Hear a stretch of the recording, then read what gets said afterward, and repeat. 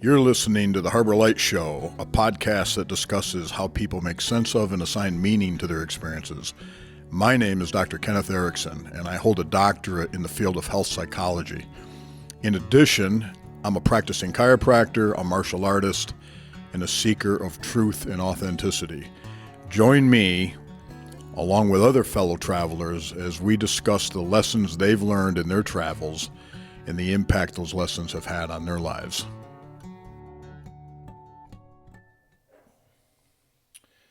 Okay, we've got a very special lady with us this evening, Amy Leach. I've known her husband my whole life, really, I think, pretty much my whole life. I haven't known Amy as long, but quite a while. Amy's an interesting person. I hope we can get started, Amy, with you talking a little bit about what you do in terms of, I'm not sure what you want to call it. I don't know what to call this. Do you know, I call myself an intuitive. Okay.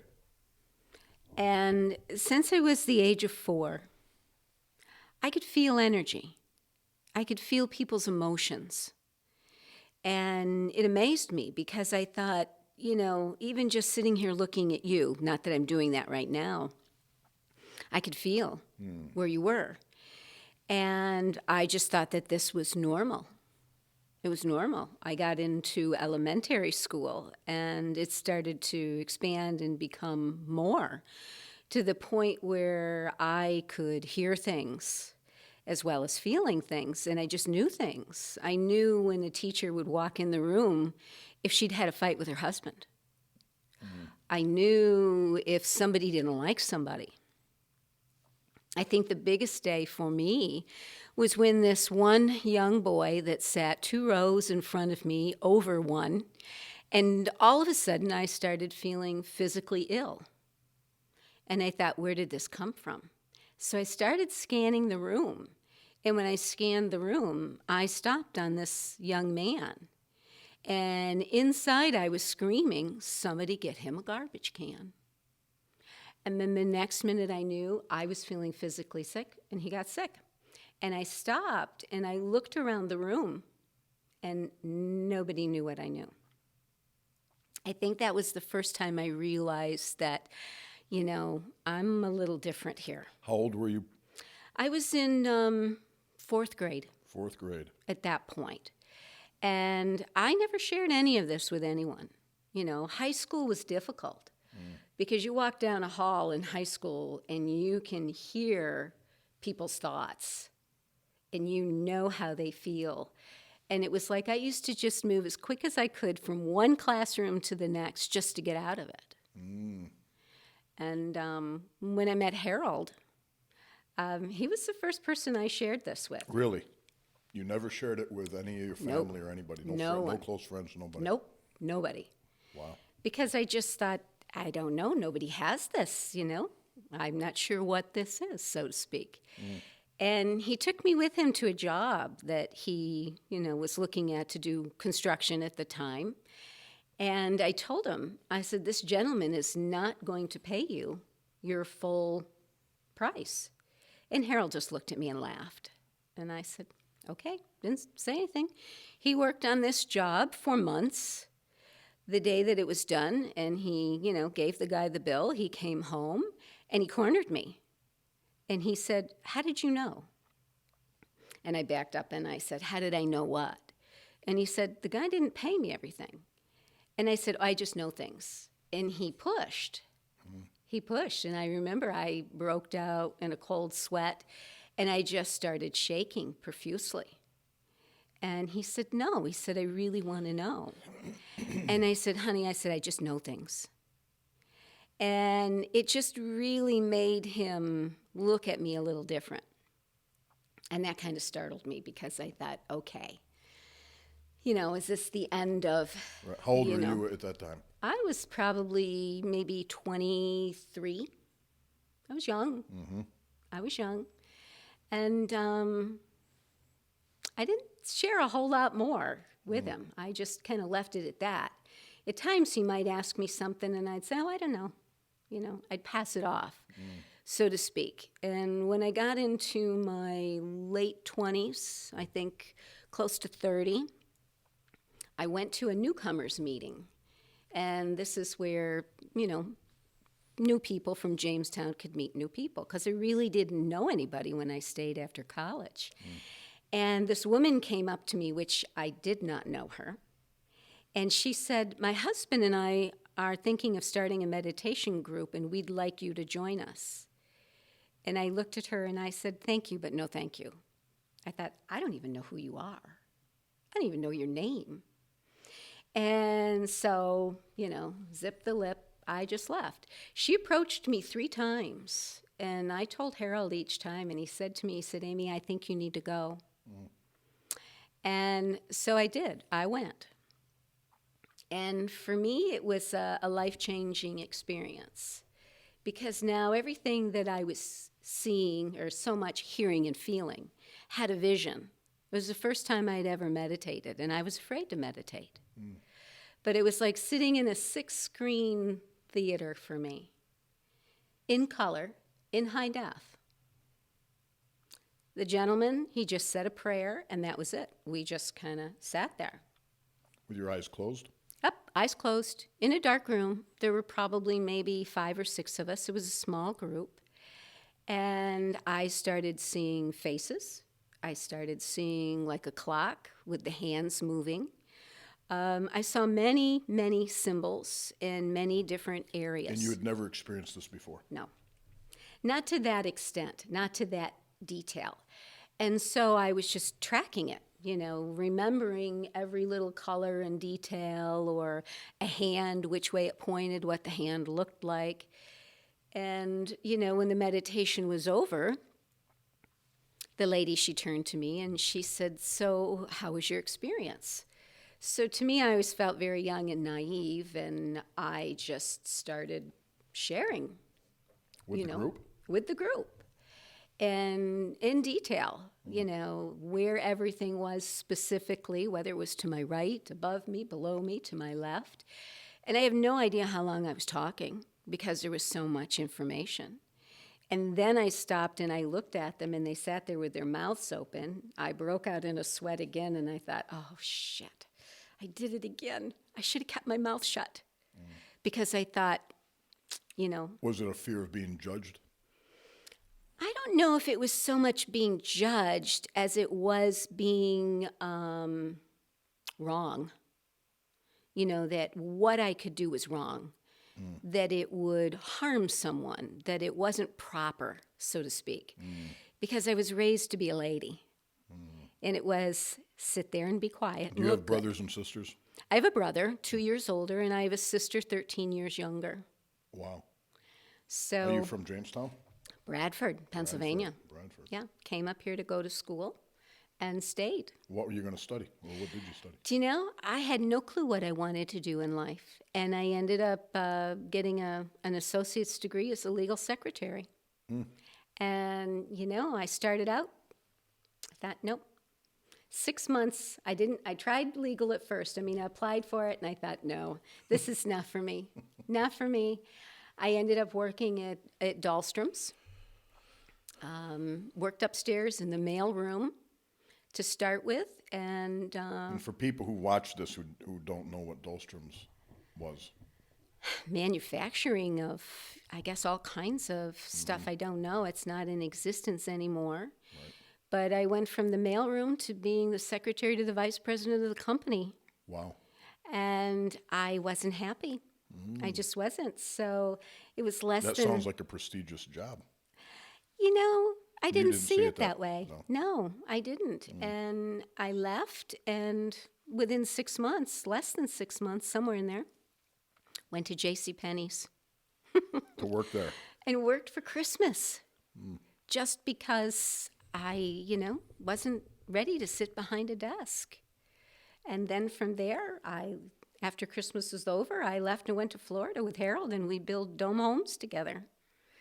So we've done a lot of different things. And how long have you guys been married or been together? We've been together 42 years. 42 years? Yes. Wow. I met Harold when I was 19, and we left for Florida when I was 20, turning 21. To go down and work? To go down and work, yeah. He had started that new company of dome homes. And those were for people who don't know what those are like geodesic domes, right? Yes, yes. There's one up by the lake, I think. He built that one Right. at the time for, can't think of the man's name, Eric, I think someone. And he built one in Erie. So he has a few. He built one for Dr. Dixon out South Main Street Extension. One in somewhere else. I can't remember. But they didn't take off, and he got a little disappointed with that. But that was a fun ride. How long were you in Florida for doing that? It was mostly through the winter, and then we'd come back, and then the next winter he went, and I stayed because I wanted to work. I wanted to have, some experience of my own. And at that time, my brother was in shoe sales, so I was working for him. He needed somebody. And I helped him out for a short time. And then JCPenney's contacted me and asked me to come run their shoe department. And I thought, why are you even calling me? I never had to look for a job. Jobs always found me. And that's just kind of the way it's always been in my life. Has everything more or less found you? Yes. Yes. That's interesting. Yeah. When did you start doing this intuitive work with, what do you call people? Clients? Just clients. Yeah. I was in my 30s. I did what they called a psychic show with this couple that I started meditating with. They put one on, one of the very first ones here in Jamestown. And I didn't want to do it, but they said please. And so I did. It was fine. I enjoyed it to a degree. How did that work? Did you, I don't know and I don't mean to be insulting. You're not. Was it a reading people's something or another in the audience? Was that the kind of thing it was, or how did it work? It was individuals, and I had never done readings. This just was not my thing. But before that even came up, I was invited to go for a weekend as a retreat with a group of people that I didn't know. And my own intuition, my own little voice, said, bring a deck of tarot cards. I didn't know how to read tarot cards.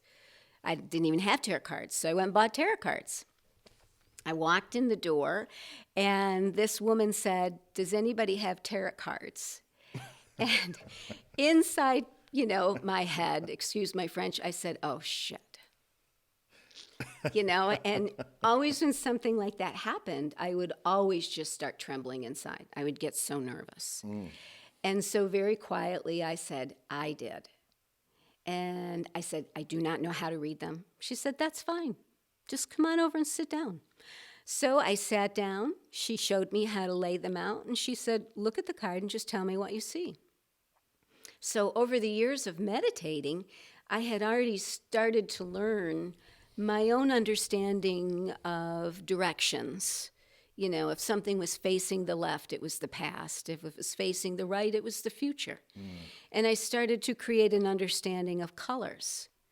So I just told her what I saw in the cards. And she looked at me, she said, there has never been anyone that has read me as detailed as you just did. I said, okay. So there were 15 of us there at the retreat. I read for 14 people. So that was the first time I did that. And it was in a very short time that same year that they decided to do this psychic fair. So that's when I was out in the public and people came. Where was that held at? The Holiday Inn here in Jamestown. Oh, right, okay. And it was a very nerve-wracking day for me. Very nerve-wracking. But I did it. A lady behind me lived in Dunkirk, and she had called me and asked me if I would come to Dunkirk and do one for her. I did. And I thought, this is not for me. It's just not me. I had other people call me from other counties, Olean, Wellsville, Buffalo, wanting me to come. And I said, no, thank you. I thought, this is just not me. I didn't want to be associated as a psychic or anything like that. And then one day, a lady that I read for, she called me on the phone. And she said, "Would you do another reading for me?" And I was like, "What?" And she said, "Seriously?" And I said, "Okay." And she came to the house. And, I opened the door and I looked at her and I said, "You're pregnant." And she just smiled and she said, "Am I really? Because I'm not sure yet." And I said, "Well, you are." And she came in and sat down, and that was the start of it. And from that point on, people have called. I don't advertise. Right. They just call. And then it branched out to starting to get people all over the United States. They would call me because word of mouth. Do you always do them in person, Amy, or is it something you could do on the phone? I do it on the phone. You could do it on the phone as well? Yeah, on the phone, FaceTime, Zoom. Very interesting. So it's, energy is energy. So when I was in England working on my doctorate, my PhD, I had my editor wanted to come and visit. So we talked for a little while, and she said, she's looking around Chautauqua County and everything, and she had an interest in Lilydale. Mm-hmm. And I said, "Yeah, we're not too far from Lily. Could we go?" I said, "Yeah, we could go." It turned out that her grandmother or somebody had been I'm going to use the word psychic, and I don't know if that's... Sure. And she was interested in getting a reading. So I took her there and dropped her off. And while she was getting her reading, my wife and I, and my oldest son was just a baby at the time, we kind of hung out. We took a walk around, and I'm watching my clock. Okay, she should be done. We better get over there. I don't want to be late. Well, by the time I started over, she was like halfway walking, all ready to meet us. So she gets in, and I said, "So how was it?" She goes, "Well, the lady was from England, same place she was from, and she said, 'Do you do this? Is this something that you do? Because I can't read you.'" Well, long story short, she gives up academia. I think she got divorced, and this is what she does now. But in England, it was a big thing. She had to go through all this training and all these hoops to jump through. But that's what she's doing today. Now, if I never would have thought, knowing her, brilliant woman. Mm-hmm. But that's what she did. So, but what my question is, so has anyone ever read you? And do they have any difficulty doing it? Do you know, I did get a reading from a woman named Hazel Ford I've heard of Hazel Ford. When I was in college. Yes. First time. And she was a local woman around here someplace, she was. Right? She lived in Celeron, right yep. on the Mm-hmm. lake. Yep. And I think she gave me a total of 3. And the last one she gave me, she got up out of her chair and she walked me to the door. And she looked me in the eyes and she said, "You will be doing this someday." And it just stopped me cold, as if doing what? And yes, so I was. I never set out to do this. Right. It wasn't your goal. No. Did you have an opinion about it prior? I didn't have any understanding of it, to be honest with you. Raised in Bradford, there wasn't really anything like that. What did your parents do? My father owned his own business, a plumbing business. My mother was a housewife. She was a tax collector. When I started meditating, it frightened her. She didn't want me to do it because she was afraid that I was always going to see the negative side of things. And so I never shared with her what my childhood was like and what I had already experienced. Okay. So we just kind of left it at that. But I think on some level my mother had her own intuitions and felt things, but not to the degree that I did. That was going to be my next question was, is there anyone else in your family? No. But As far not as to you this know. Not to this degree, no. Not to this degree. I feel that both my brother, when he was younger, would have a sense of things, but would never entertain it on any level. So how many people do you think have some natural gifting for this? And because of a sense of, I don't want to be wrong, I don't want to be judged or whatever, they suppress it? Probably a lot of people. We all have the ability, and we all will someday in some lifetime, because we're energy. And it's really about tapping into a universal energy. So that brings me to the next thing. So there's a concept called first principles, the concept of first principles. And essentially what it is fundamental truths. Aristotle started this idea that the first causes from which a thing is known. Another way to say it would basically be what is the fundamental aspect that we're looking at. If we're trying to figure something out, often we're at the surface of it, and we're examining how it expresses on the surface. But I'm interested in going into the fundamental aspects, and I think you hit upon one just now, which was, you said that we're all energy, correct? Correct. Now, my friend Kurt, I don't know if you know Kurt Johnson. Yes, I do. Okay, so Kurt is an interesting guy. I'm going to do a podcast with him at some point. But he talks a lot about the energies of love and fear creating motion. Mm-hmm. So I'm interested in what your understanding of the fundamental truths of things. Like when all the talking is over and the describing is done, what are we really looking at here? And you said energy. So what's the? Now I was in England one time at a lecture, and a person used that word, and one of my professors, who was a pharmacologist, looked at, and a scientist, mm-hmm. said, well, what energies are we talking about? Are we talking strong nuclear force, weak nuclear force, electromagnetic, or gravitational? Those are the four known types of energies. I'm not sure that she was even correct, because I think there's a difference between energies and forces in the universe. But in any event, they had to agree that what they were talking about was a subtle influence. And we use the word energy, not in the way a scientist would use it, mm-hmm. but as a layperson would use it. So I'm interested in what your concept of that is. What is energy? What is this that you're talking about? Energy to me is vibration, vibrational frequencies. There are many different vibrational frequencies. You'll feel a vibrational frequency in the table. Different colors hold different vibrational frequencies. An emotion holds a vibrational frequency. So fear holds a different vibrational frequency. Love holds a different vibrational frequency. Mm.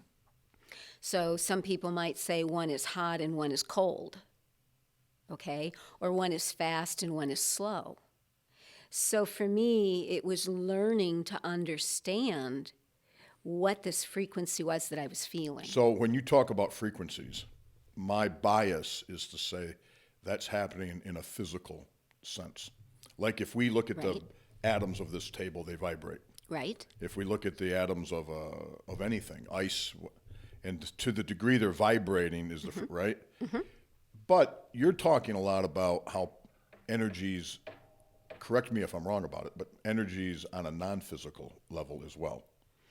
Right. Because there's energy all around us. So are they non-physical in your estimation? Some of it, to me, let's say, is physical somewhere else. Mm. So I have a friend right now in Egypt, and she has texted me and said, I'm not feeling well. And so I texted her back, and I said, okay, I'm sending you a healing energy. I get a text hours later. Thank you. I received it. It was like this warm blanket that wrapped me. And within a short time, I was already feeling better, and I could go back out and continue my journey here. When our daughter was in college, I could feel her. I could feel when she was happy. I could feel when she was stressed. And I would sit down and I would just start running energy, and I would send it. So there's energy all around us. It's just whether you're capable or not of tapping into it and asking, whose is this? What is this? Many times I'll feel the energy of the earth. That's a daily thing for me. Does it ever become burdensome? Like, you wish you could just turn it off and can you turn it off? Not totally, no. You can't turn it off. It's just there. I've learned how to live with it. to live with it. But sometimes the experience becomes so intense and strong that it just levels me. And, I'm on the couch. I have no energy to move, nothing. Do you have to be careful not to associate with certain types of people? Because it's almost a toxic type of energy? It is toxic. But if I know I'm going to be in a group of people or a crowd like that, I try to run enough of my own energy and send it out around me to hold my space. And I can hold my space for a period of time. And then I know when it's like, it's okay, it's time to leave. Right. Because So, what's interesting about this to me is, of course, the Western scientific mind would poo-poo all of this, right? But what's interesting also is there's a concept in physics called non-locality. And I'm not a physicist. But my understanding is if you take two fundamental particles that have actually been linked and you separate them from great distances, if you change the spin on one, the other one instantaneously changes, regardless of distance. Now, the problem with that, and there's a major problem, is that Einstein couldn't figure out how that could be because he believed that the fastest anything could move was the speed of light. That was the speed limit of the universe. yeah. But for this to happen, it's instantaneous. It's not happening with a delay. So he called it spooky action at a distance. But we're still convinced that we could be able to explain it somehow within physical laws. Right. But the people who look at those types of things on very minute levels, there's something very non-local going on. Now, that's been shown, that's demonstrable by experimentation. So when you say to me, I have a friend in Egypt, and there's a part of me that goes, yeah. Well, it's power of suggestion. She thought you sent her something, so she felt better because it's in her mind. But then there's this other part of me who goes, wait a minute. How do I know that that's just not my bias coloring my thinking? So I'm not open to the possibility. And then I think, well, we've got these experiments that show non-locality, spooky action at a distance. He called it spooky because he couldn't come up with what he thought was a rational explanation for it, based on the constraints of physics, right? Okay. But let's say that exists, and there's not even a debate that does exist. That goes a long ways, in my opinion, to validating in some way, not that you need the validation, but for people who want to have this stuff validated scientifically.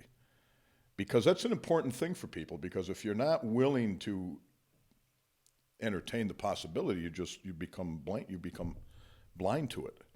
But what I want people to understand is there are phenomenon that they've measured that is at great distances that cannot be explained by any kind of transmission. So there's a possibility that what you're tapping into is the same non-local fields of energy, and for lack of a better word. Does that ring true for you, or does it not ring true? Or do you not even care? Is it not like you don't even concern yourself with it? I've learned how to tap into a universal energy. Imagine that there is this grid system that holds everything. Okay? You can't see it, but it's a grid system that holds everything. And Living, non-living? That's right. Doesn't matter. Doesn't matter. Okay. It's just that vibrational frequency, that grid system of energy that holds us in our existence. And I am able to connect with it or be connected with it or a part of it. And so I learned to just accept this. I receive energy, I send energy. I never look to, let's say, be validated by it or for it. Do you do it ever without people realizing that you're doing it? Not as a rule. No. When this all started for me, I thought I will not step into anyone's life that hasn't asked for it. That's a very interesting. Because I felt we all have the right to live our experiences. And that's what we're here for. Okay. And so if I walk down the street or sitting here in the room, I'm not going to read you. I might feel something, but I'm not going to read it because... So if you felt somebody in distress, in pain, and in suffering, you wouldn't without their knowledge or consent, send a healing energy towards them? I can't say no, because there is a side of compassion. You appear to me to be a very compassionate, empathetic person. Yes. Right. That So does chooses. would that create conflict in you? Like, I want to help, but I don't want to intrude. No, Okay. it doesn't. It doesn't. Okay. Because I know that the frequency that I vibrate at is higher than the majority of humans I'm around. And that vibration alone is healing. So if people are just in your presence, Yes, you feel that that's enough to that be is a healing? enough.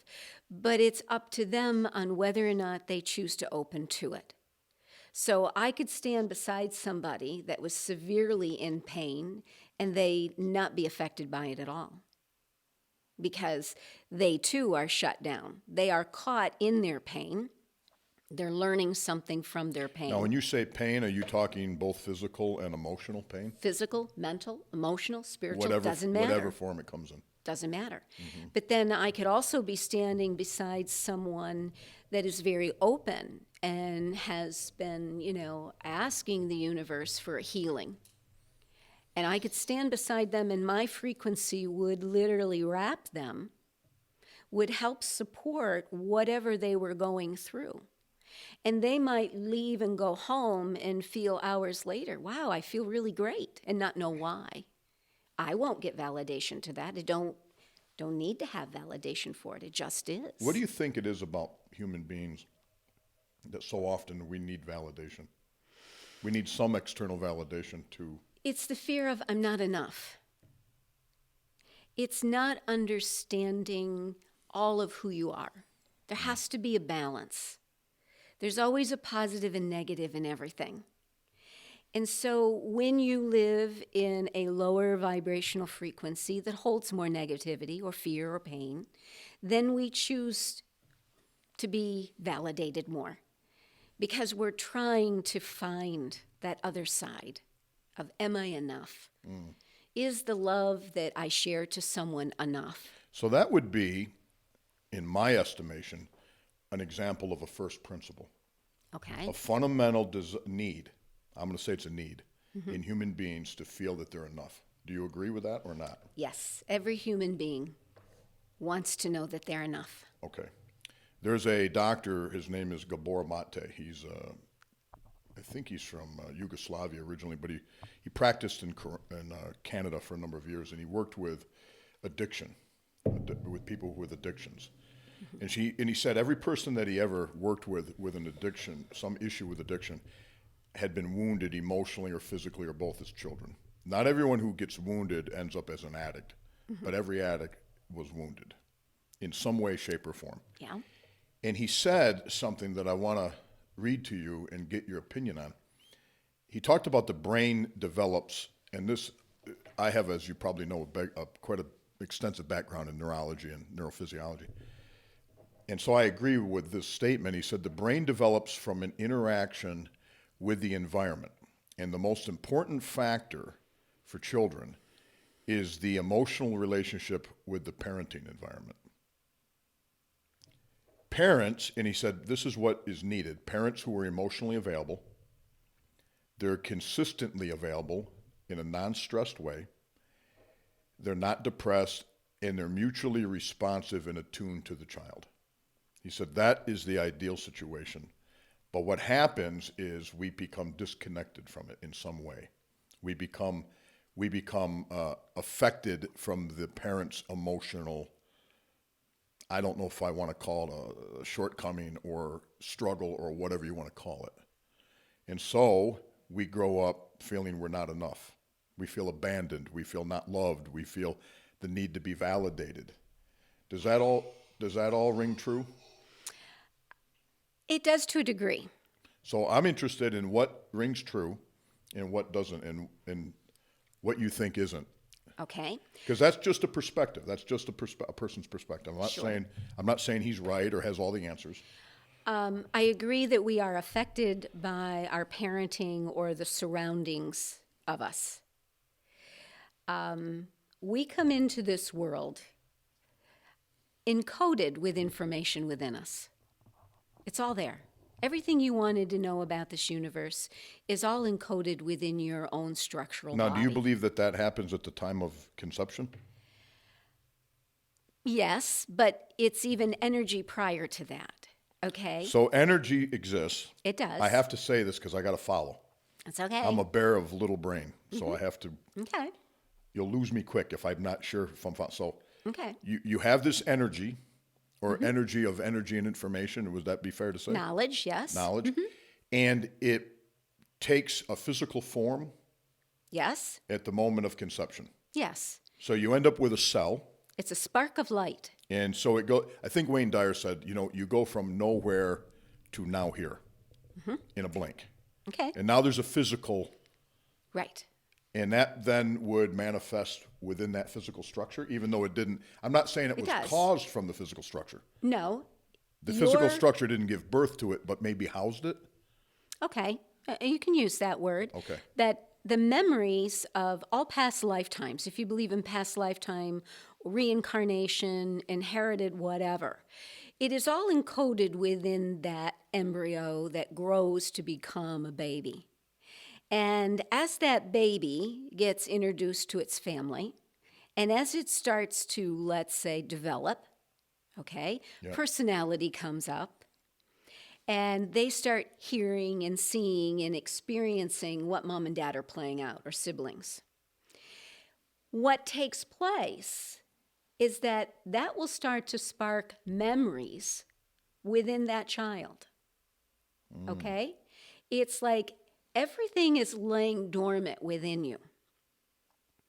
So whatever experience mom and dad bring forward, it's going to awaken a memory within that child. Is this a memory of a past life?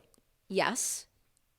Multiple. Are they memories of larger things? More yes. more universal things? Collective memories? They can be, or they can be very personal, because usually it's about your own personal journey. Okay. You're here to heal and evolve something so that you can continue to expand your vibrational frequency. Right. So So we're here to learn. that's right. That was going to be my second. Oh, yeah. So the first was we're energy, correct? Yes. And the purpose or the function of living, the reason we exist, would be to learn. To learn, to evolve, to become a faster vibrational frequency. If you want to say it, to become your own universe of self eventually. Right now, you're a fragment. Think about it as just being a fragment. And that fragment is trying to pull more pieces together of understanding, to grow upon it, to become larger. Can we get there? Yes. It takes time. Multiple lifetimes. Yes. So once you make it, this is feeling very Buddhist to me. And I don't know that you intend that. No. But maybe you've never even thought about No. it. But it's my understanding of Buddhism, and I'm certainly not a Buddhist scholar or anything, is multiple lifetimes you keep learning, you keep coming back to learn, and eventually get to a point. And then you have a choice to move on or to stay as a teacher.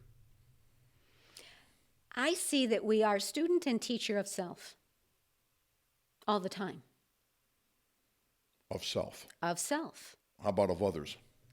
That's a choice. If you want to be a teacher to others, you're taking on a big burden. And you're carrying their energy, their issues, because you believe it's easier to teach or heal theirs than to your deal own. with your own. Oh, yeah. Yes. Right. And so this is where you go into your word of fear, between fear and love. Many people are afraid to truly look at their own memories that are encoded within them. What is the source of that fear, do you think? Trauma, pain. Everyone holds pain, memories of pain. That's a common denominator that every human being has. We all know pain, whether it's physical, mental, emotional, spiritual. And we deny that pain because it's easier to deny it than to, let's say, acknowledge, I'm in pain. Or even stop and say, what's causing this pain? Where did it come from? Where did it manifest from? Why did it all of a sudden show up now? Is it there to teach us? Yes. So it's not an enemy. No, but most people perceive it as one. And so they will deny that it exists. But your first clue is if someone is angry, frustrated, depressed, they are on the edge of, let's say, tapping into a fear. They're frightened about something. And this has brought them to an agitated state or a state of shutting down. And then there's another level, because I say there are 3 levels. To pain? To the trauma and the pain, Okay. yes. And the memory of pain. There's 3 levels. Yes. Okay. The top level is the emotion, whatever emotion you're going to show at the time. And then the middle layer is fear. You are frightened about something, even though you might deny that you are afraid of something. Okay? But under that fear is a memory of pain. And that memory of pain is pushing. It wants to surface. So some people will struggle and fight to push that memory back down and never allow it to surface. And so they can be in a constant tug of war their whole life. Most people are. So if you take that idea, that concept, are you saying then some people, because they don't want to go into those deeper levels, will focus their energies and their efforts on trying to help somebody else with their pain or their problem or their... Yes. Because it's actually an avoidance of their own pain. It's actually a mere reflection. When they're working with someone else, there is a mere reflection of their own pain within them that they have not yet brought to the surface of awareness. So it's less scary Yes. to work with somebody else Yes. than to deal with your own problems. Exactly. Because Do you ever project that out there then? Do people project their own pain onto other people, their own fears onto other people? I believe they try to, yes. Because, they are frightened because that individual might be pushing at that door to get them to be conscious of it, to own it. And if they don't want to own it, they'll turn it around and say, oh, no, that's yours. That's about you. This is where judgment comes in. I'll judge you, or I'll criticize you, or I'll blame you. And so whenever that... So are you really judging and blaming people for your own pain? Pain that you're in denial of, yes. They might look at you and say, you're the cause. Your actions or your words were painful to me. Right. Okay? Right. So again, there's that vibration. It triggered an emotion.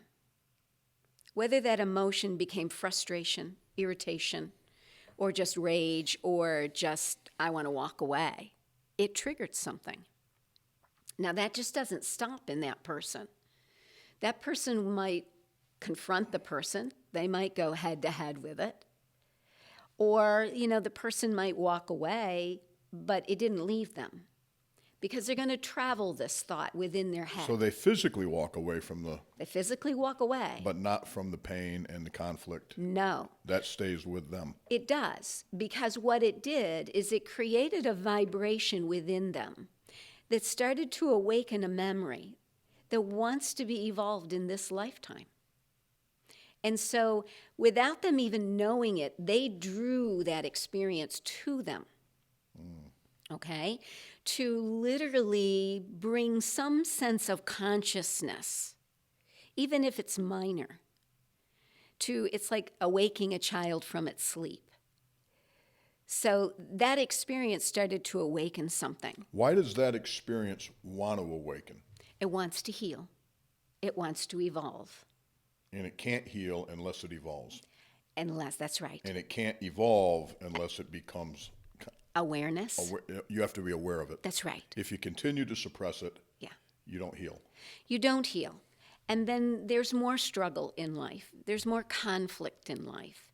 There's more blame. There's more judgment.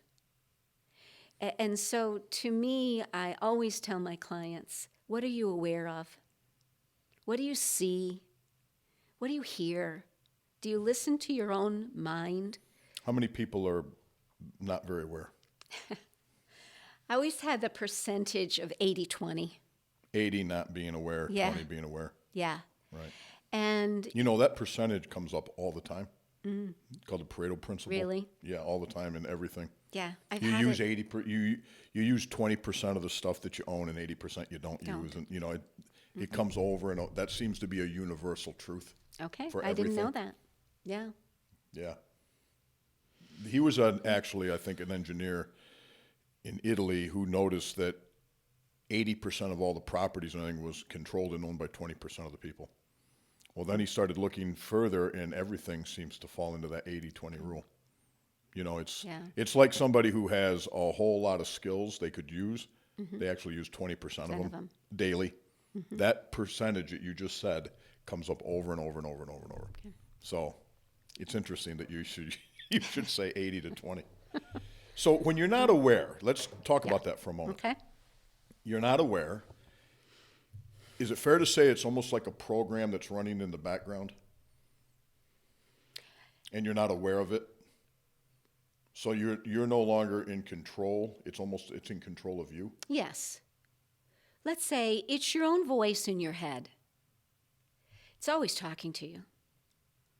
It's always viewing through your eyes. It's like saying you're two people. This was how my own intuition developed it for me. That you are two people. You could say you are a right and a left. The left side is your past, the right side is your future. Your left side always has an opinion. Your left side has a massive library of knowledge. It's always going to give you its insight on whether or not it believes you're capable of doing something or not doing something. But most people aren't aware that this conversation is going on within them. Okay? Mm-hmm. It'd be like waking up in the morning and the first words out of your head are, oh gosh, I got to go to the office. I got to deal with this person. I got to do that. If you were aware of that, then you would know, this is my dark side, or this is my past, bringing up memory of conflict. That's that 80%. Okay? Mm-hmm. Most people don't wake up and say, ooh, woohoo, today is Tuesday. It's going to be a fabulous day. This is what I'm going to do. I can't wait to do it. Okay? And they do that, and that's not common because It's they're not. trying to avoid the pain. Yes, and because there is more memory of pain than there is of joy. Hence your 80-20. And I'm not saying that we don't wake up with joyful mornings. We do. You have to have a balance of both. But many times we are out of balance. And that other side is a dominant side. And so, I try to encourage my clients, be aware of what you're thinking. What do you hear in your head? When you look out in the world and you look at people, what do you see and what do you say to yourself when you see them? Are you saying, wow, there's a lovely person? Or do you look at them and say, wow, that guy's not in a very happy place. Look at the scowl on his face. Or, you're seeing life play out. And how are you taking it in?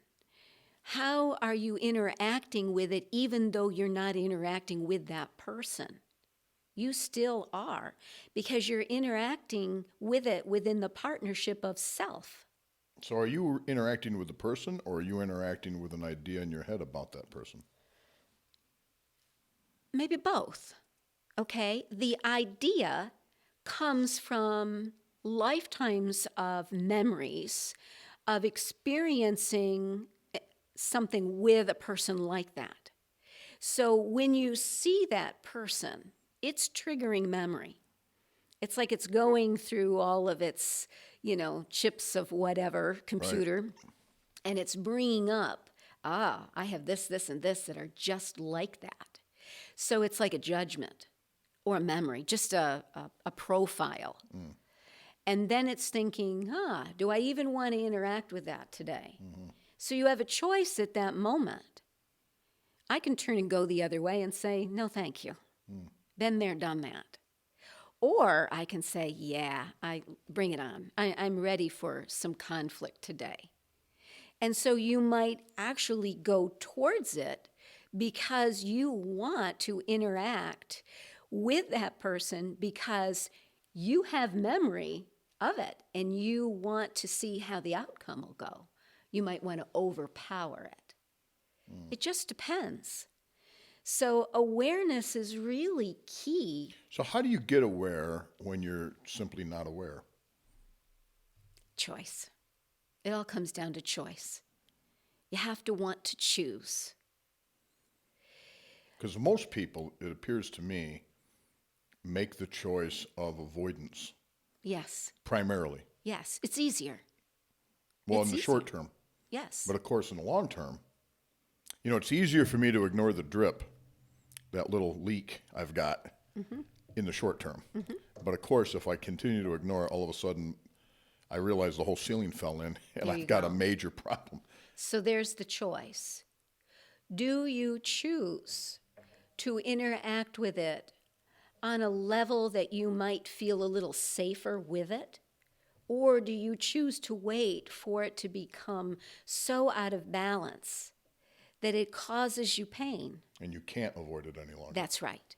And that's where most people go. So I've had the experience, I've been in clinical practice for 24 years. I've seen thousands and thousands of people from all over. Certain people I absolutely dreaded having to deal with. I mean, on a cellular level. Right. End up being some of my favorite people eventually. Okay. So I'm curious what your insight is about that. Okay. When you first met that person, let's say their vibration again, their frequency maybe wasn't very high. Maybe they had a lot of conditions within them, a way of protecting themselves. Could I have been a trigger? Not wanting to be? Yes, you could have been a trigger. You could have been an equal without knowing you were an equal. What does that mean, an equal? Meaning that you too had a lot of conditions in your life. Because maybe your childhoods were similar. Okay? There's a common denominator that the two of you have experienced certain traumas, joys that are alike, that brought you to a point to say, I'm going to be a little guarded. I'm not going to just freely give so much of myself and, have it be stomped on or whatever word you want to use. So you come across your clients and you feel it. It's like hitting a wall. And you're thinking, no matter what I say to this guy, he's not going to take it in. So I don't know why I even bother. Or worse, attacking me. Yes. One of the worst things for me if I'm in a situation where I'm not playing the role as a doctor / healer, whatever you want to call it.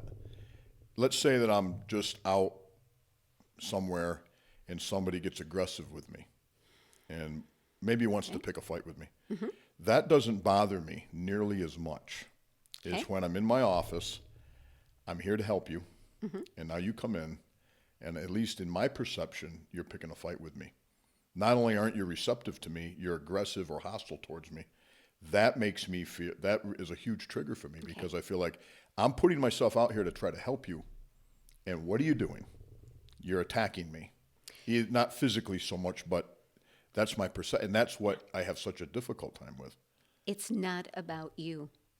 It's about them. They are so frightened that their pain will not be alleviated. Right. That they're coming to you in hopes that you can create, let's say, a miracle. Right. But they don't believe in miracles. Right. They are just so frightened because this pain has become so overwhelming to them that there's no relief to it. Right. So they're coming with their fear as if they're a bull in a china shop, Yes. and they're going to give it to you, Right. okay? Yep. And you have already said, in my practice, here I am, my arms are open, bring it. Mm-hmm. And I will do the best I can to help you. Right. So when someone comes like that, now you can step back and say, this is not mine, this is theirs. Now, I've done that to a much greater degree in the last few years Okay? because I've gone through my own journeys and my own. Right? So I've come to that place much better as a natural progression or maybe as an evolution of my own. Mm-hmm. But certainly early on, it was really difficult. Sure. But much easier now because somehow or another that realization has come to my mind. You know, this is their pain. They're in pain. They're striking out at me. But it's a difficult thing because you can still get triggered by it. Even though I understand it on one level, right? I can intellectualize it. Mm-hmm. There's another deeper level where, like I got a friend of mine, he always says, I feel it in my liver. That's where he feels it for whatever. He feels certain. That's the seed of anger. Yeah, he feels it. Yes. In his and I don't know if it's in my liver, but I sense that. And then I try to tell myself, just don't feed into it. Don't feed it. Don't give it energy. Right. Just let it be. Fear feeds fear. Pain feeds pain. So if you come with compassion, without judgment, you're not feeding them, and they will calm down. Mm-hmm. But there are many layers and levels of this same experience over and over again. It's what I call looping memory. So you've evolved some of it. Yes. But imagine that some people come into the office and they still trigger something. Yes. Okay. What that is saying is that there is still something here within me for me to find and evolve. I still hold a memory. I still hold an experience. It comes up in this lifetime. Now I can choose to say, okay, I feel this. I sense this. What is it? I try to tell people, ask the question to yourself and wait for an answer. It may not come that instant, but it'll come eventually. Where does the answer come from? It comes from, again, that universal field You're of tapping energy. into that matrix of Yes. energy that you're talking about. Your own higher self, your own energy field. It's always talking to you. It's whether or not you choose to be open and listen and hear it. So you might be doing great for weeks and months, and then all of a sudden somebody come in, Right. and it's like they just floor you, and you think, what the heck happened? Do you still experience that? At times, yes. But I have enough understanding now to step back. If I'm sitting with a client and I'm trying to give them a different viewpoint, make a bigger picture, and they are really somewhat hostile and they want to come back, Right. I realize at that moment to stop. I change my body posture. I sit back differently. Okay. I just open my arms up. Right. And I allow them to continue. And I just allow them to move this energy without any judgment. Right. And then when they're done, I just smile at them. And I say, where would you like to go from here? Because it's choice. And at that moment, their choice was, for some reason, they felt I was pushing or threatening, and I wasn't. So they have to come to a point to know that they are not threatened. And so it's about backing off. And usually before they leave, we've gone back around to it in another way to bring some type of awareness so that when they leave, they are not as extremely intense about it. Is it a defense mechanism? Yes, they're trying to protect themselves. And then if you get triggered, then it's a defense mechanism inside you. Right. So usually I stop and say, what is this about me? So here's a question for you. It's been said that we're not human beings having spiritual experiences. Right? We're spiritual beings having a human experience. Yes. Does that ring true with you? It does. So having said that, you mentioned something about changing your posture. So what I noticed was not only my posture, if I work out, if I exercise, the foods I eat, all have an influence on my mental Definitely. and emotional states. Definitely. Does that all make sense to you? It from does. From your experience? Yes. So let's say somebody's triggered, say somebody's in a bad place and they would like to get out of it, but they can't think their way out of it. Damned as they may be to try, they can't think their way out. Okay. Would your advice be change your posture, go for a walk, listen to music, Yes. try to eat healthy or something? I would say let's go to your experience. Let's get out of the head and let's look at the experience of life. What are you living Right now. right now? Now, you said something earlier, Amy. You said the left is to the past Correct? and the right is to the future. Future. But you didn't mention to the here and the now. That's right in front of you. How many people are blind to the here and the now? Because Eckhart Tolle wrote a whole thing. He did a whole thing about the power of now, right? You can go back to your 80-20 again. So you're going to say like 80% are completely not in the here and the now. They're either living in the future or living in the past. Yes. Clinically, depression is considered worrying about your past or fixated on your past. And anxiety and stress is fixated or worried about the future, Okay. right? That's what triggers depression or anxiety in a typical clinical sense. And the idea is if you could get into your present time consciousness, then you're not going to be triggered by your past or worried about your future as much. Does that ring true for you or not? It does, because in the present, there's usually a sense of peace. And why is that, do you think? It's a choice. It's like being aware, I'll use the word aware, being aware of myself at the moment. It's all about me. But all the memories that we talked about, right? Okay? At one point was happening when they were happening. Yes? Agreed, yes? Agreed. Okay. But then once they happen, as soon as they happen, instantaneously they're in the past. They're imprinted within you. Right. They're in the past. But whatever the negative was, or whatever the thing that creates the pain, at one point in time, it was taking place in the here and the now. Yes. It was in their present time, our present time. Yes. And then it passes into the past and gets encoded. And the future, of course, is do we carry that imprint and then project it into the future? And that's what we're actually worried, that pain is going to come back and be relived again and again because that's how it was back there. See, my issue is when I think about the stuff you're talking about, I get to a place where the past, the present, and the future feel artificial to me. Okay. Like it's a construct that our brains have to create because we don't have a choice. We don't have. But then I think at a higher level, or maybe to use your terminology, at a higher frequency, can you conceive of a possibility that all of that just goes away? That there is no past, there is no future, there is no. No. It's just living. It doesn't go away. Not even at the highest levels. It becomes an awareness and understanding. It becomes balance. Okay. Right now, it's an imbalance. Okay. And it's what I call a looping memory, pattern behavior. We have a looping memory, and that looping memory keeps coming back around.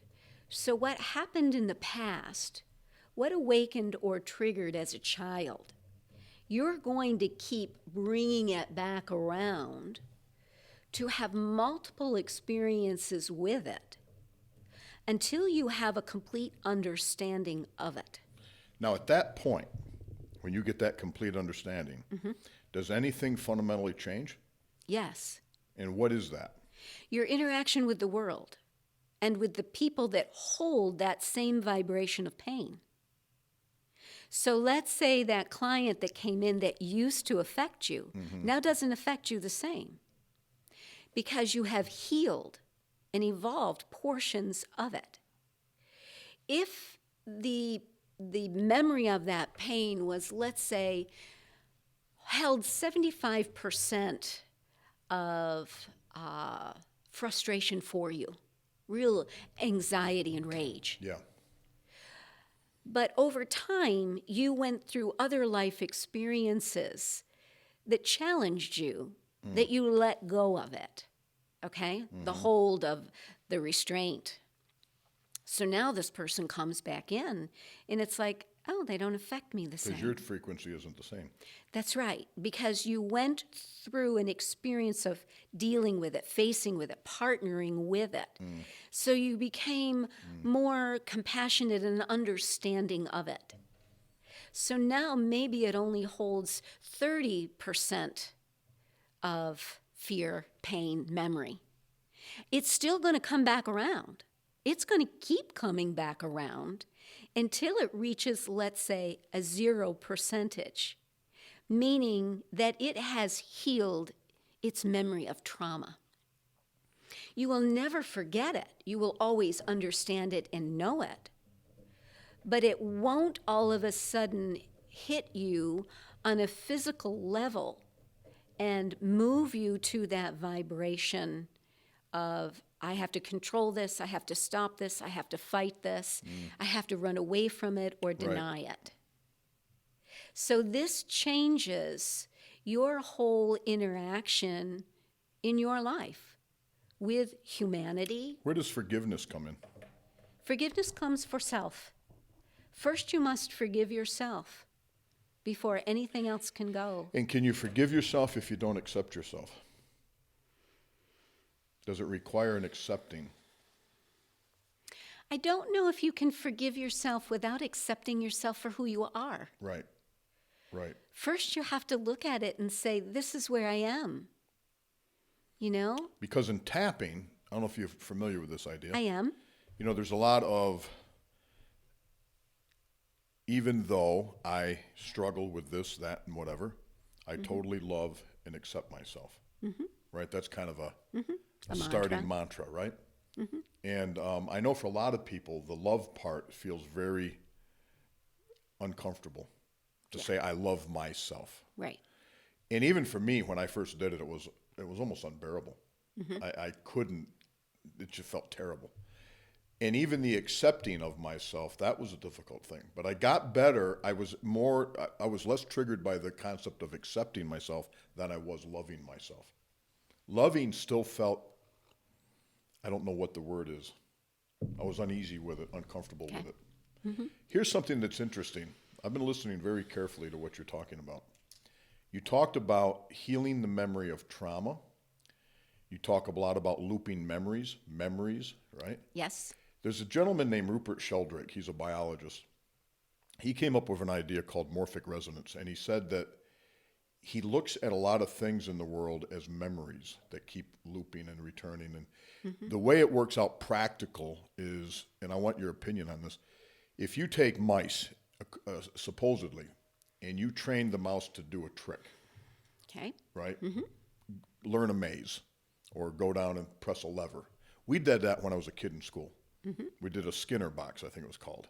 And you could reward the mouse if they pushed the lever.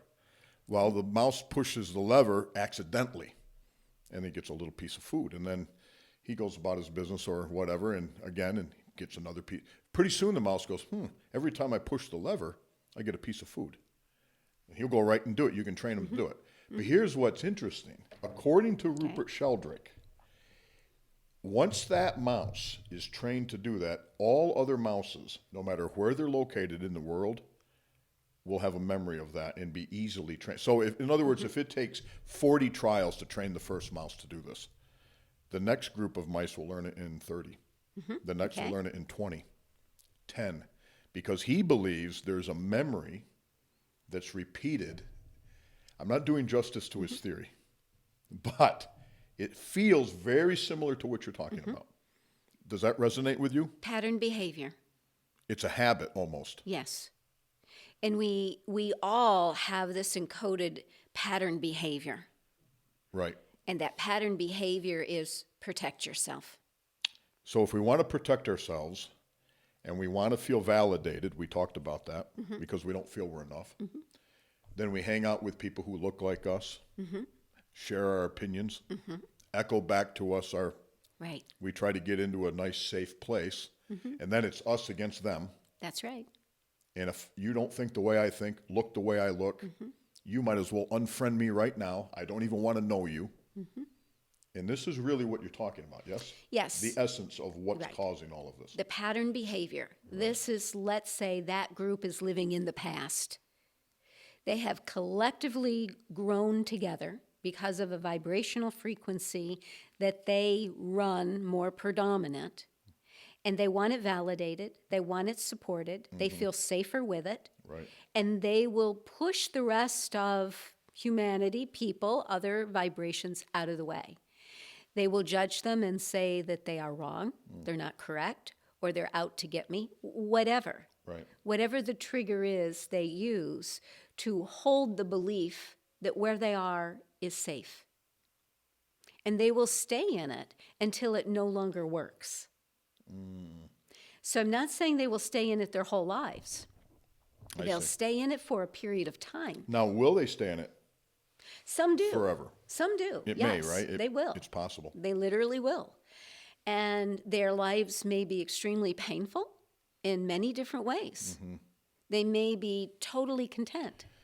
It creates sometimes what they talk about cognitive dissonance, where these two things just can't mesh any longer.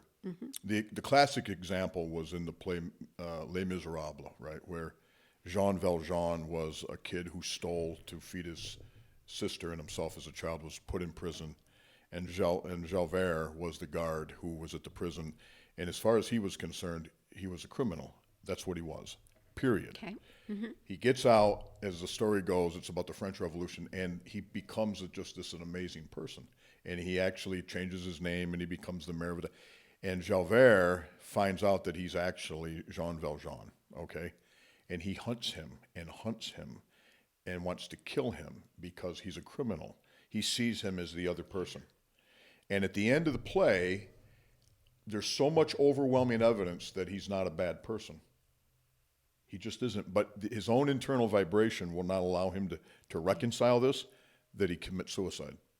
He literally would rather die than deal with the pain of believing or coming to an understanding that this man was not what he... That's how much the anguish was inside him. Now, it's a play, right? But it's there, I think, to teach us a lesson that if we're not careful and understand the source of this, which is that's why I wanted to have you on, because I think you have a very profound intuitive knowing of that. If we don't get a handle on that, on what I call the first principle, the fundamentals, Right. we're constantly in conflict with the surface stuff. Yes. Does that ring true for you? It does. Okay. Yes. This is where, if you believe in past lives, Yes. past lives will surface in this lifetime without even knowing it, because that's that pattern behavior. So you might have experienced an extreme loss, in a past lifetime. It comes into this lifetime, and as a child, all of a sudden, you lose a loved one at a young age. That awakens that memory. You may spend the rest of your life pushing people away and saying, I'm not loving anybody because I can't lose another person. And yet someone might choose to say, sorry, you can't get rid of me because I'm not leaving. And so they want to be your friend. They want to be more than your friend. And it causes such anxiety to that person. But yet they might succumb and allow that person in, but live in such fear their whole life of losing that person. So you can push people away, not so much that you don't want them, but you have a fear of losing them. Oh, yes. So it's like you can't hurt me if I've already That's distanced right. myself from you. That's right. But that's an illusion, because you already hold that memory of loss. It isn't something new. It's misplaced. That's right. And so it's always looking at, what are you trying to push away or avoid? And I say, turn around, go towards it, or just say, here I am. What do you want to show me? Because it's time for me to see. It's time for me to understand. Do you think people chase happiness and pleasure because they're trying to avoid those lessons?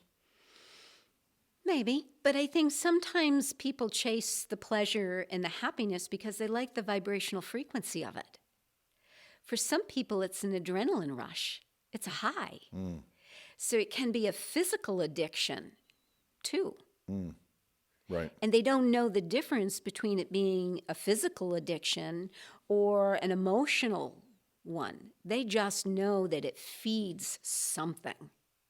And it feels good. And it feels good. So we don't want to go and deal with the problem, which Right. doesn't feel good. Right. And if you're a trigger, then I'm going to project my Okay. hostility onto you Yeah. because I'm not looking at myself. And remember, we have to always keep a balance. The universe has to stay in a form of balance.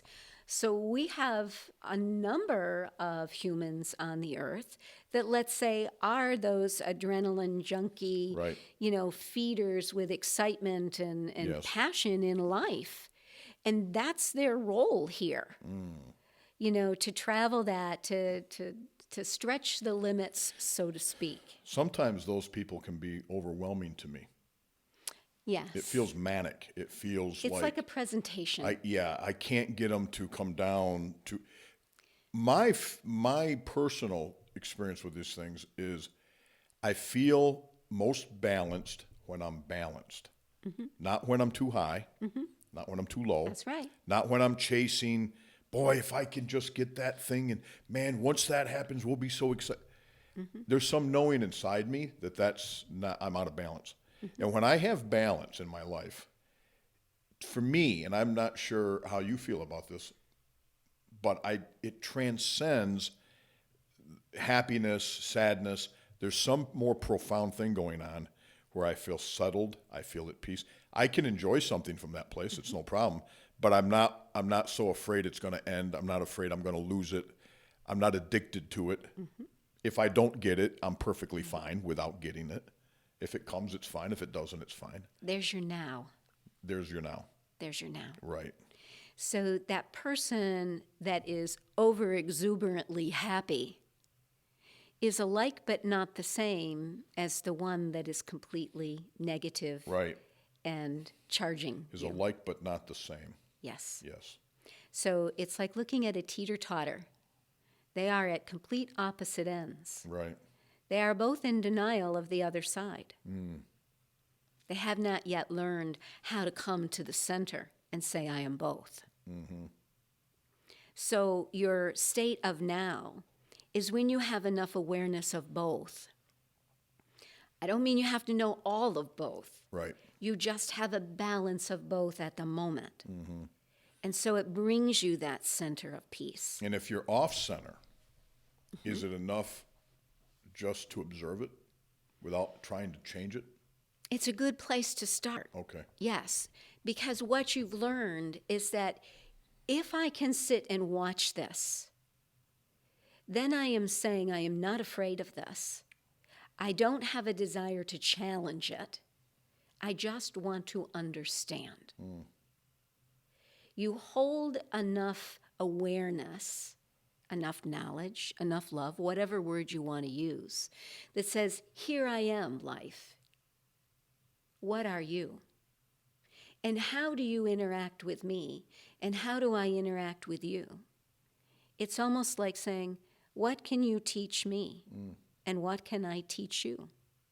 This is the teacher and the student. So the object outside might teach you something. You're the student. In turn, you're going to teach it something. Because you sat there and you said, I'll accept you for what you are. Who are you and what are you? You're talking to yourself. Who am I? What am I at this moment? So you're the student, waiting for this experience to enlighten you. And then in turn, you'll look at it and you'll say, thank you. Now I have a better understanding of who we are. We are a partnership of self. It's like saying, if I took my head off and I set it on one side of the chair, And then I took my body from my shoulders and my toes, and I put it on the other side. They are two separate universes, two separate complete essences that will function with their own beliefs and understandings. Okay? The emotional body is the presence standing in front of you, saying, I'm not going to judge either side. The emotional body says, it is my desire for the two of you to learn one another, to understand, to not be threatened, to not be so challenged that you push the other away. The mind is so fast and so quick. It sends ideas one right after another. And the body has to be receptive. And the body does its best to try to create that experience the way the mind brought it. But before the body can even finish the experience, it's already holding 2 or 3 or 4 or 5 more ideas. So the body feels overwhelmed that it will never get it right. And the mind is out there thinking, what more can I create? What more can I think? And so imagine right now that the body is saying, stop. I will not be the holder of your ideas. And the mind says, what do you mean? What I mean is it's time for you to understand the experience of life. I want you to see it from my perspective. And so the energy of the world has now shifted. And we are all about the experience. And so the experience unfolds itself. People don't know how to meander. They know how to go from A to B, the majority, not all. And so the mind is at a point where it's time to quiet it, to observe all experiences going on, and to learn and to see what the idea became. So for people listening to this that feel a little overwhelmed, even with our conversation, it's a lot to take in. Yes, it is. What can you say to them, people who are suffering or they're struggling and whatever is going on with them? What could you say in terms of just practical stuff, everyday stuff, not requiring any special skills or talents, that they could implement into their daily routine to try to bring themselves more into balance? Wake up and say hello to yourself. Good morning. Hello. To yourself. To yourself. Acknowledge the importance of you.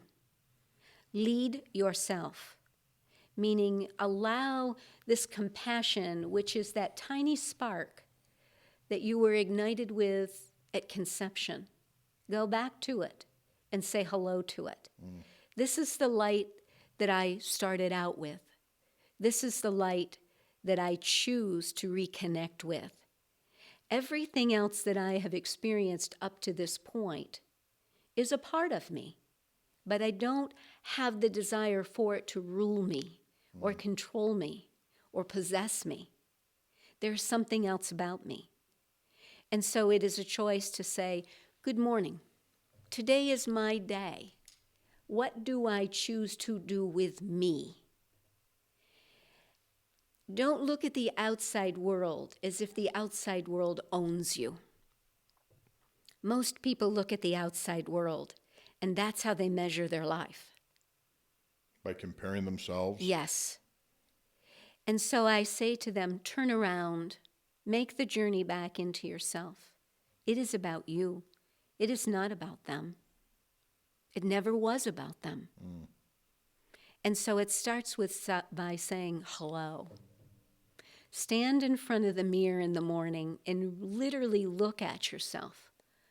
Look in your eyes and say, hello. Now, I suspect that's going to be pretty difficult for a lot of people to do. It is. Probably including me. Where's that difficulty arise from? Why I'm are not we enough. Again, I am not enough. That returns yet again Yes. as a theme. Because what you look at and what you see is not enough. You judge it. Right. I'm too tall. I'm too short. I'm Right. too blonde. I'm whatever. All the judgments. Right. And so when we look at ourselves, we find all the imperfections. or what we think are imperfections. They're illusions, because those are the memories of trauma that are encoded within us. So some people look at themselves and all they see are the trauma without even knowing that's what they're seeing. So they're not really seeing themselves. No. They're seeing a memory of themselves, Yes. or a memory of the trauma. The sadness, the grief, the loss. Some people that are on the high will look at themselves and admire it and say, oh, I like that. This is great. Right. So again, you've got both extremes. Right. So what I say is no, stand there and truly look at yourself and just say hello. Without the judgment. Without the judgment. So to conclude, I can kind of coalesce this into some form that makes sense, since I'm a bear of little mind. The goal is to heal memories of trauma. Yes. What we're doing is there's a returning memory loop of trauma, Yes. and that wants to be healed. Correct. Yes? Yes. It wants to come to the surface. But that we're fearful of that. Yes. And the fear gives rise to the emotions. Yes. So what you're saying is one way to return to a balanced state and ultimately to be healed is try to reestablish a relationship with yourself, Yes. independent of the judgment. Yes. Is that fair to say that?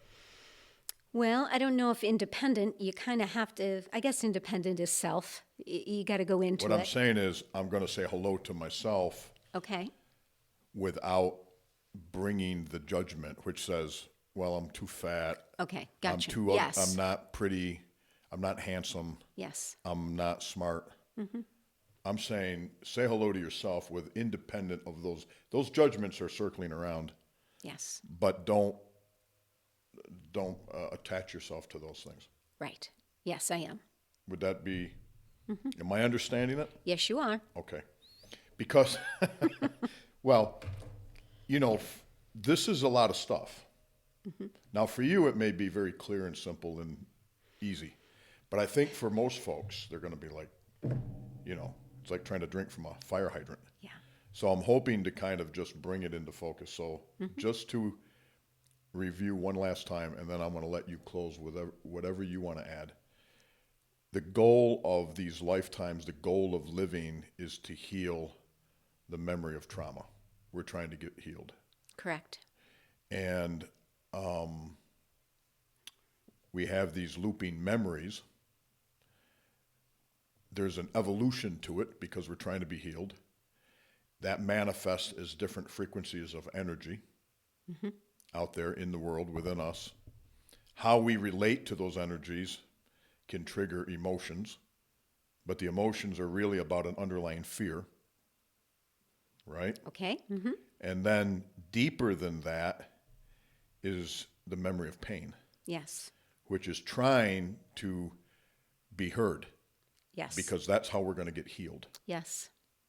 And so one of the ways that, if I'm understanding you correctly, is that one of the places to start this process is simply by saying hello. Yes. Reconnect with yourself. And what I'm saying is independent of the judgment. Yes. Do Yes. I have it? You do. Okay. You do. What else do you want to add? To be gentle with yourself. We are our worst enemies. We are the ones that tear ourselves apart. And so it's to recognize that and say, I hear you. I hear your pain. I hear your words. And I really desire to support you, to help you evolve, to not feel so disconnected or so lost. I'm here. I'm literally here.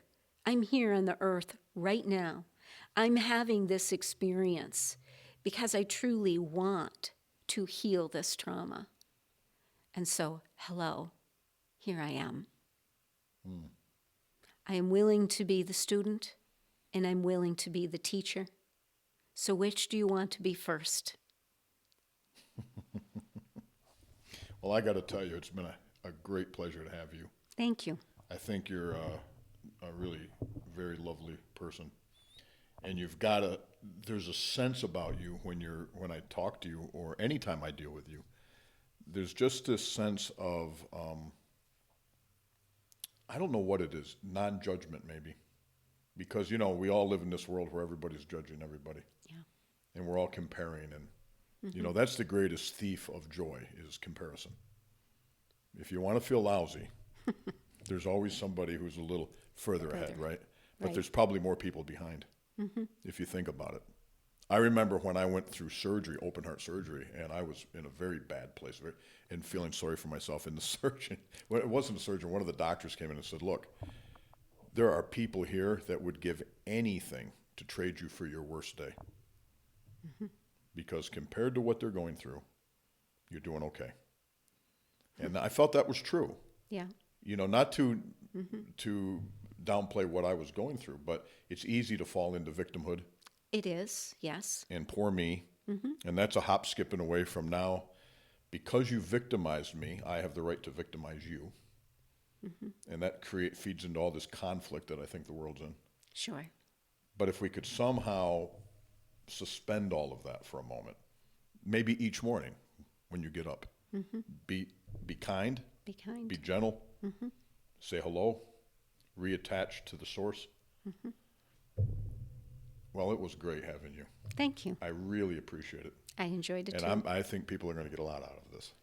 I hope so, for their sakes. Okay. All right, honey. Well, thank you very, very much. You're welcome.